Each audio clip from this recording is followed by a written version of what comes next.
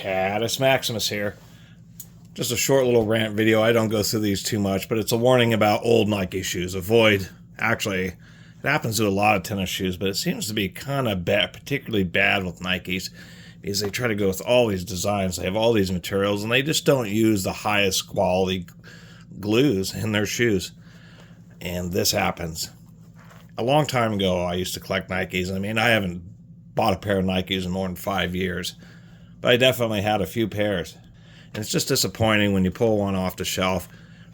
I mean, there is general knowledge that adhesives will break down shoes, but there's so many shoes that have been surprisingly old that I've worn.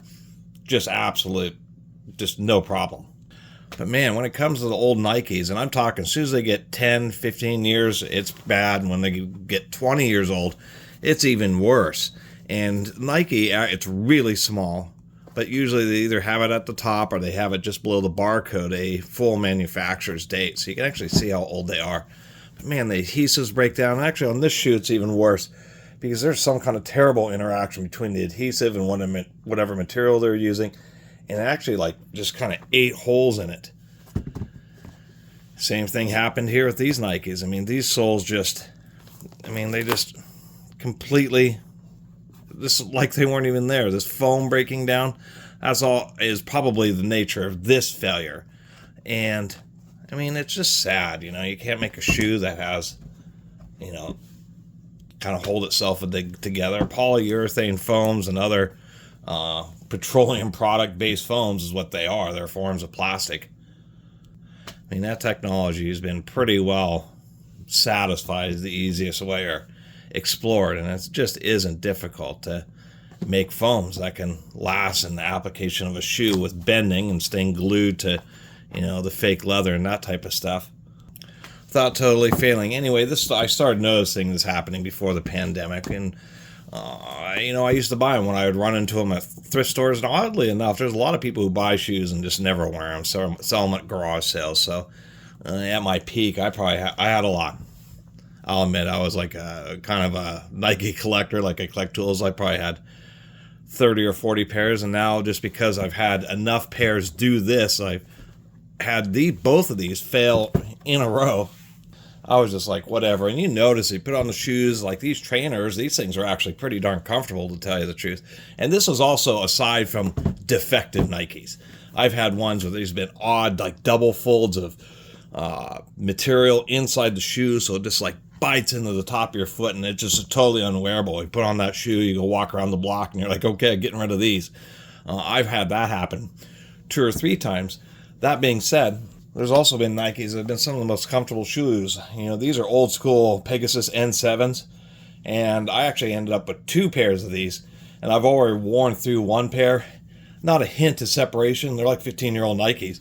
Not a hint of separation. It almost seemed like the foam aged, kind of like you age bicycle tires. And if you didn't know that, professional bicyclists age their tires like in a basement or a garage. Apparently it's a real deal. Anyway, some of the most comfortable shoes that I've worn, and on the same token, you'll get ones like this that will just totally fall apart, and it's like a gamble, and it's just why I stopped buying Nikes. I'm tired of gambling on shoes that will either fall apart or have some manufacturing defect where they're unwearable. They have, I've run into ones where I had issues where for some reason some piece was mismeasured, and so it's like just crunching down on your toes. It's just upsetting.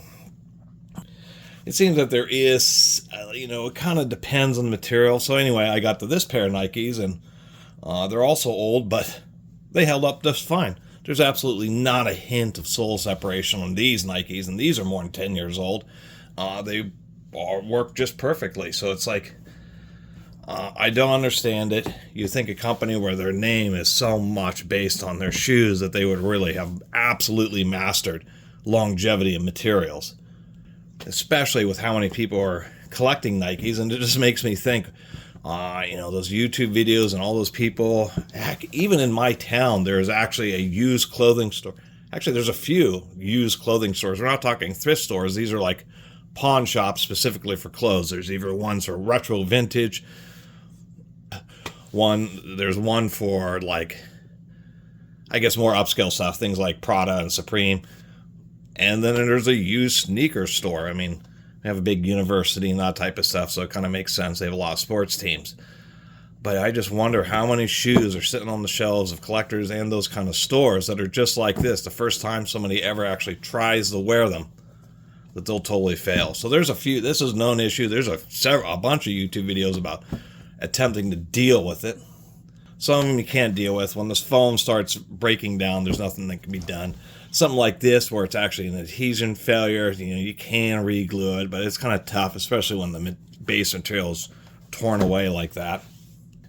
And really, you shouldn't have to buy Air Force Ones to actually get a decent pair of Nikes, which are surprisingly expensive. 20-year-old Air Force Ones on eBay are like still $100, which is kind of crazy. But this is the way Nikes used to be. They used to be nice, full grain leather, interior and exterior, fully sewn soles. I mean, and no, I'm not Nelly. I didn't get 2 pairs of Air Force Ones. I just really like this style because they only had a tiny swoosh. They didn't have, a big Nike swoosh embezzled onto them. Anyway, that's my 6-minute rant. I just still, last time I think about so many people who have shoes, nice Nike shoes, that are actually totally unwearable. They're just shelf queens because they'll fall apart the first second that you put them on your foot and actually attempt to walk in them. And it's just sad. And I've worn a lot of old Brooks and Sauconys and New Balance, even like Skechers and stuff, and it just seems to be that Nike is just the worst for shoes that fall apart. It's like designed obsolescence, or the light bulb conspiracy, but with expensive tennis shoes, sports shoes, I should say. Anyway, thanks for watching.